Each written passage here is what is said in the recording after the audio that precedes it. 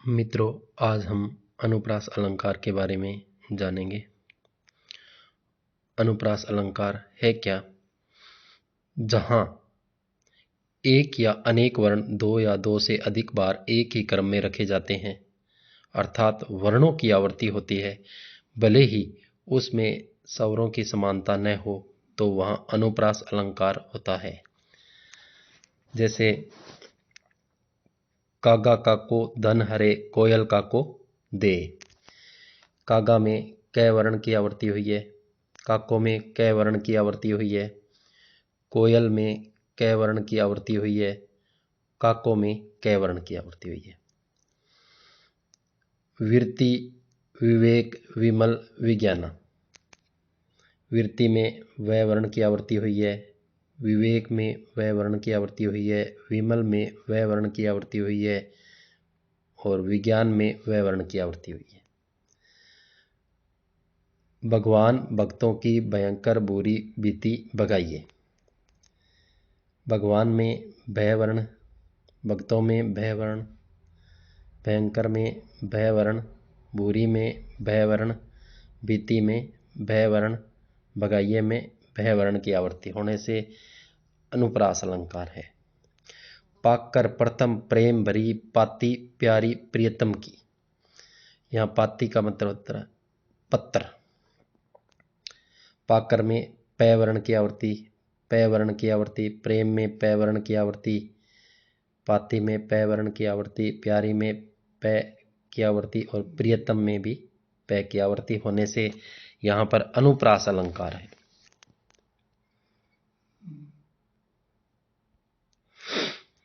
अनुप्रास अलंकार के मुख्यतः निम्न 5 भेद माने जाते हैं।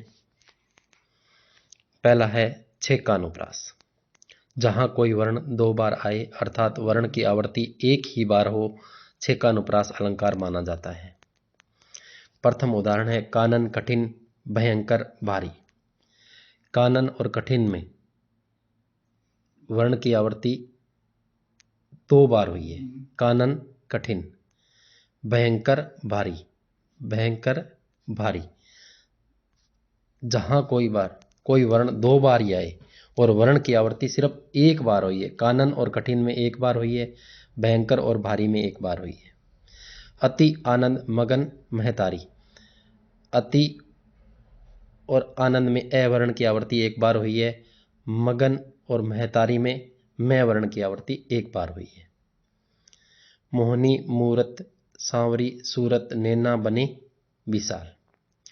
मोहनी और मूरत में मैं वर्ण की आवर्ती एक बार हुई है, सांवरी सूरत में सै वर्ण की आवर्ती एक बार हुई है, बने विशाल में बै वर्ण की आवर्ती एक बार होने से यहां पर छेका अनुप्रास अलंकार है।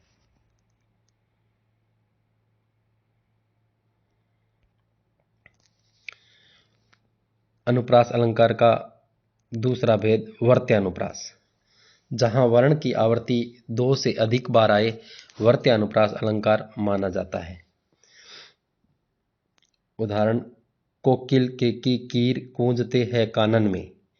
कोकिल में कै वर्ण की आवर्ती एक बार हुई है, केकी, कीर गूंजते कानन। यानी इस वाक्य में 2 से अधिक बार कै वर्ण की आवर्ती होने से वर्त्यानुप्रास एक वर्त बन रहा है। इसमें वर्त्यानुप्रास कै कै कै कै कै वर्ण की आवर्ती से। तरनी, तनुजा, तट, तमाल, तरवर, भय, छाए। तय वर्ण की आवर्ती 2 से अधिक बार होने के कारण यहां पर वर्त्यानुप्रास अलंकार। भव्य, भावों में भयानक, भावना, भरना नहीं। भव्य, भावों, भयानक, भावना, भरना। भय वर्ण की आवर्ती 2 से अधिक बार होने से वर्त्यानुप्रास।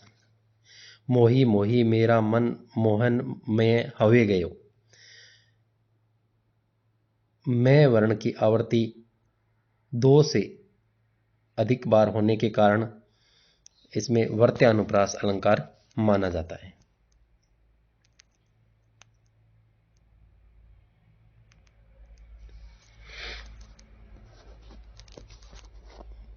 अनुप्रास अलंकार का तीसरा भेद श्रुत्यानुप्रास। जहां पर एक ही उच्चारण स्थान वाले वर्णों की बार बार आवर्ती होती है तो वहाँ श्रुत्य अनुप्रास अलंकार माना जाता है।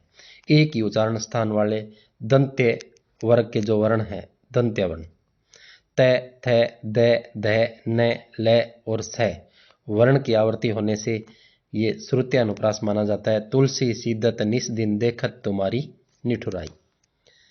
तुलसी में त, स, द और स, सीदत में स, द और त, निस में न और स, दिन में द और न, देखत में द और त, तुम्हारी में त, निठुराई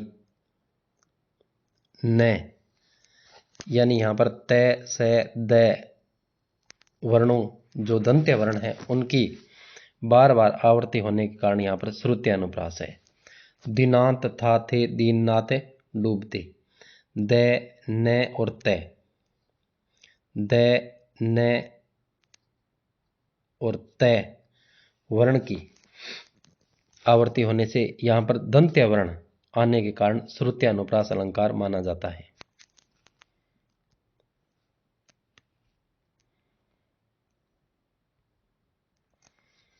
अनुप्रास अलंकार का चौथा भेद अंत्य अनुप्रास। छंद के अंत में स्वरों की आवृत्ति हो, प्राय प्रत्येक तुकांत काव्य में अंत्य अनुप्रास अलंकार पाया जाता है। उदाहरण, ऐसी वाणी बोलिए मन का आपा खोए, औरन को शीतल करे आपू शीतल होए।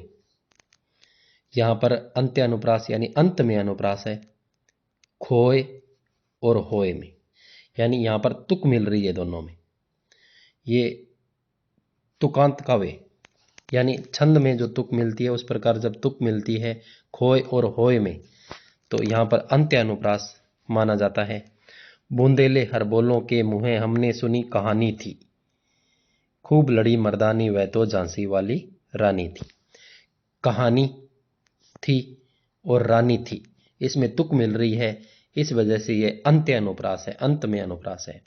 काली काली अलकों में आलस मन्नत पलकों में, अलकों में और पलकों में अंत्य अनुप्रास।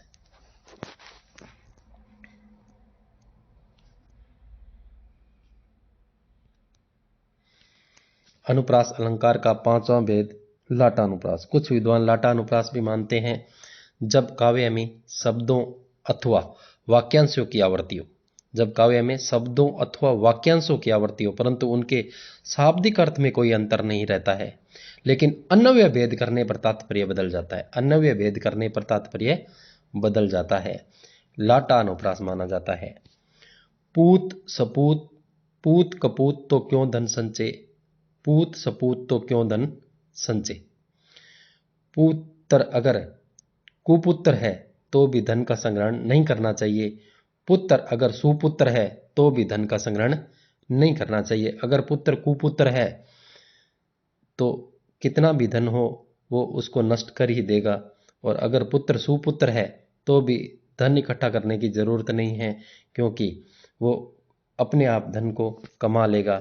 तो यहाँ पर पूत सपूत तो क्यों धन संचय, पूत कपूत तो क्यों धन संचय, यानी वाक्यांशों की आवृत्ति हुई है और शाब्दिक अर्थ में कोई अंतर नहीं होने से यहाँ पर लाटानुप्रास अलंकार माना जाता है। हे उत्तरा के धन रहो तुम उत्तरा के पास, यहाँ पर भी शाब्दिक अर्थ में कोई अंतर नहीं है इसलिए लाटानुप्रास अलंकार माना जाता है। वे घर है वन ही सदा जह है बंधु वियोग, वह घर है वन ही सदा जह नहीं बंधु वियोग, यानी शाब्दिक अर्थ में कोई अंतर नहीं है लेकिन यहाँ पर इसमें है और इसमें नहीं, यानी अन्वय भेद करने पर यहाँ पर तात्पर्य बदल गया है, इसलिए यहाँ पर लाटा अनुप्रास है। मित्रों, आपने अच्छी तरह अनुप्रास अलंकार के बारे में समझ लिया होगा और चैनल को लाइक व सब्सक्राइब करें जिससे अगला वीडियो आपको समय पर प्राप्त हो जाए। धन्यवाद।